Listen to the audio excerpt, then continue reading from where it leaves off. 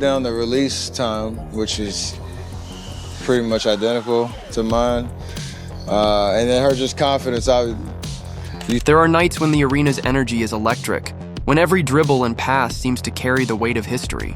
Yet, amid the dazzling plays and record-breaking performances, a darker undercurrent has emerged, one that has left fans and players alike questioning whether the game's most celebrated talent is receiving fair treatment from the referees. In recent months, superstar rookie Caitlin Clark has found herself repeatedly at the center of contentious officiating decisions, fueling debates on fairness and safety in the league.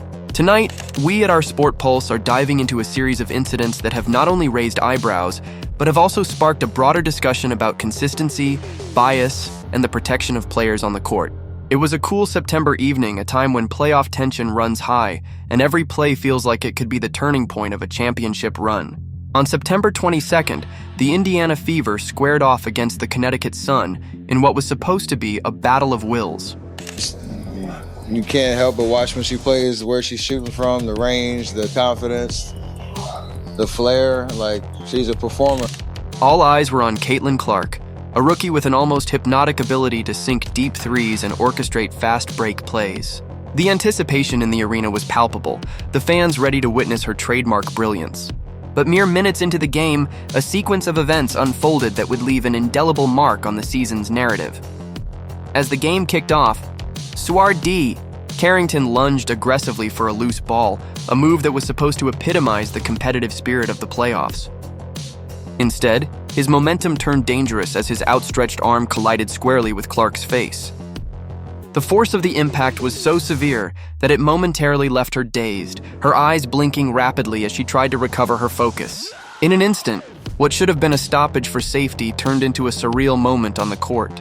The expected whistle, an audible signal that the referees were there to protect the players, never came. Instead, the game marched on as if nothing had happened, leaving Clark to battle through not just the physical pain of a direct hit, but also the frustration of a blatantly missed call. The first half ended with Clark's shooting numbers far from her usual standard, a stark reminder of how much the absence of proper officiating can impact performance. Observers noted that her overall rhythm was disrupted, and a bruise was rapidly forming around her eye, a visible testament to the physical toll of the game. This was not merely an isolated mishap. Kevin Durant, aging superstar, LeBron James, 40 years old, and Steph Curry, there's not a single NBA player more popular today than Caitlin Clark. As the game progressed, a disconcerting pattern began to emerge. Every time Clark stepped onto the hardwood, she seemed to be put in harm's way. The absence of protective calls wasn't just a matter of human error, it hinted at a deeper issue. Social media erupted with fans demanding accountability, and analysts began questioning whether this was a case of mere oversight or an emerging trend of targeting the league's rising star.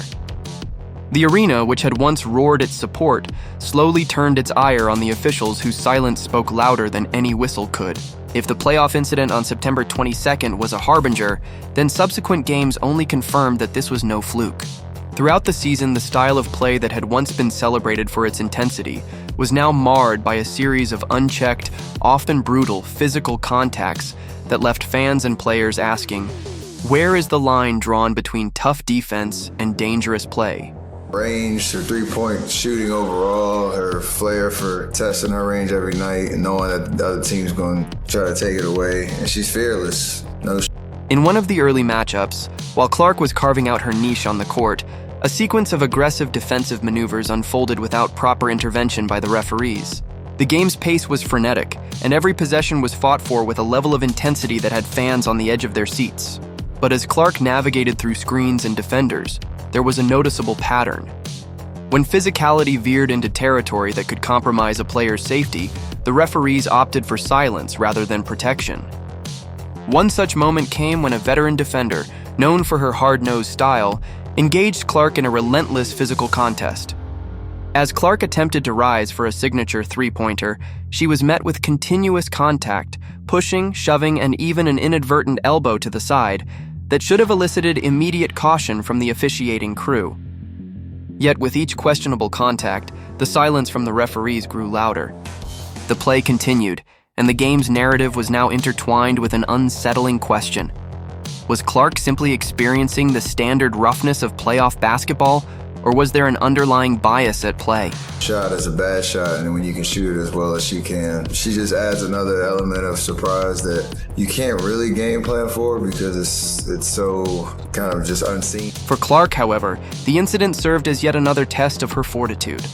With her heart pounding from the collision and a lingering pain from the impact, she managed to gather herself and push forward. "I know what I'm capable of," she later remarked in a post-game interview. "No matter how many times the refs let a play slide, I'm here to prove that my game isn't defined by their calls." And prove it she did, as Clark continued to showcase her dazzling skill set, hitting deep threes and making plays that left both defenders and officials scrambling for a reaction. Yet, the question loomed large. Was this an isolated incident, or part of a broader pattern of selective officiating that targeted her every time she shone? Out there, she's making the right plays. She can draw so much attention, and she just baiting the defense in and still make a cross-court pass. That's just muscle memory. I work on this every day. The saga of controversial calls wasn't confined solely to the regular flow of play. It even seeped into moments that should have been routine, like a timeout. On August 18th, during a closely contested game against the Seattle Storm, emotions were already running high. With just over 7 minutes left in the third quarter, the intensity in the arena reached a fever pitch. Caitlin Clark, ever the competitor, was in the thick of the action, rallying her teammates and igniting the crowd with her infectious energy. But the game took an unexpected turn. After missing a crucial shot, a visibly frustrated Clark reacted impulsively by striking the padding on the backboard, a gesture that, in many leagues, might be interpreted as a moment of self-directed anger. Almost instantly, the referee's whistle cut through the clamor of the arena, signaling a technical foul.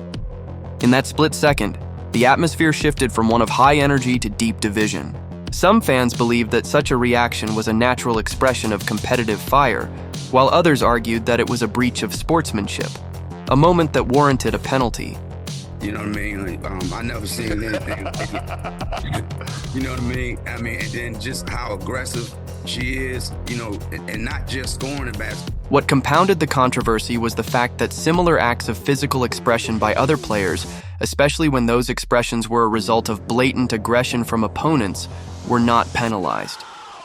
In this instance, the veteran player Skylar Dean Smith had earlier delivered a push against Clark, a move that many viewers considered clearly unsportsmanlike, yet no whistle had followed that contact. This inconsistency prompted an outpouring of criticism online. Why is it that one push goes unnoticed while a frustrated tap on the backboard earns a technical? Questioned one fervent fan on social media. Clark later explained her reaction in a candid post-game interview. "I got a technical for being mad at myself for missing the three.